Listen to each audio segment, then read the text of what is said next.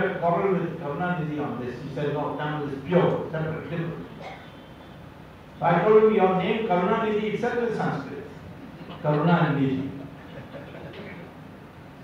He said, no, these are words which are original in Tamil and Sanskrit stole it. So, Tamil has 40% of the words common to Sanskrit. Kannada has even 60%. Malayalam has even more. Bengali has 90% Sanskrit words.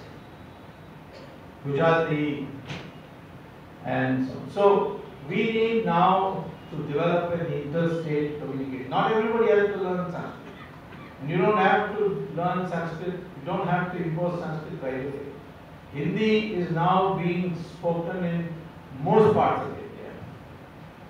And Hindi must be now, its vocabulary must be Sanskrit. You can have a separate scholarly library language of Urdu. Urdu should not be wiped out, it should remain as a language. It's a language of poetry too. But at the same time for official communication, later on for courts, later on for universities, we should develop an Indian language which would be Sanskrit based. We need it. Otherwise this identity cannot be established. We need a new history. There is no such thing as Aryan and Dravidian, which the Englishman has fed into our brain. People say, no, Aryans are light-skinned and Dravidians are dark-skinned. Well, Dravidians live in the south near the equator, they are bound to be dark. It's got nothing to do with race. It has got to do with how your pigmentation and your skin reacts to the sun. Take out your pigmentation, you will see your color will be as white as the European. In fact, Michael Jackson, the singer, he did precisely that. He went to a doctor and said, take out my pigmentation. And he became a white man. So, there is no such thing. The word Aryan doesn't exist in our scriptures. Arya is there. Arya means just a cultured person. Dravid is a word which was invented by, at least the most frequent user of that word was Adi Shankaracharya, who defined this as a sandhi of two words, thra and vid, which means where the three coastlines meet. The Arabian Sea, the Bay of Bengal, and the Indian Ocean. So it means South India. But the British converted that into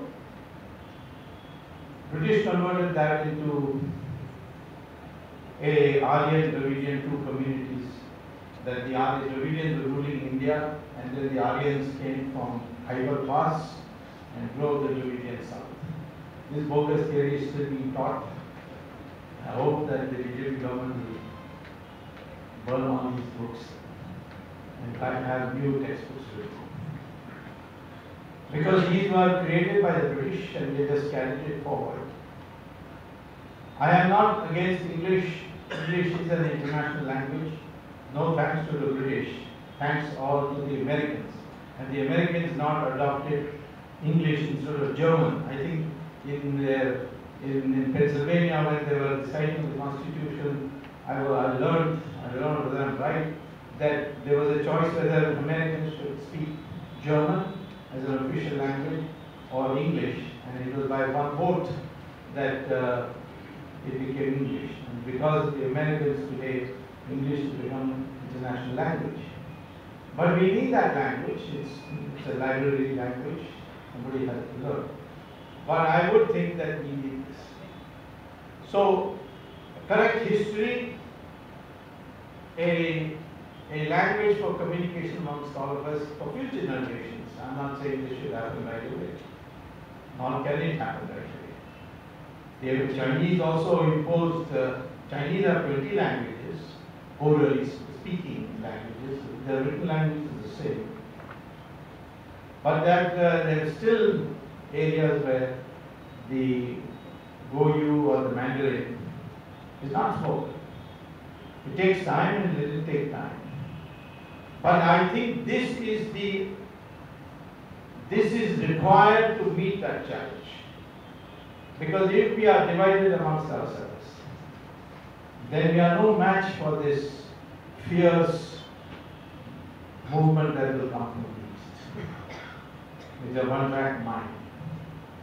And therefore, I think the implications for India is how to unite the country into one psychology in terms of defending the nation. I think the Iraq crisis is not going to simmer down. There is the Islamic world has a huge amount of money thanks to oil. Maybe we should develop hydrogen fuel cells as an alternative to petrol. And it's a viable proposition because now told that Toyota is coming out with cars with hydrogen fuel cells.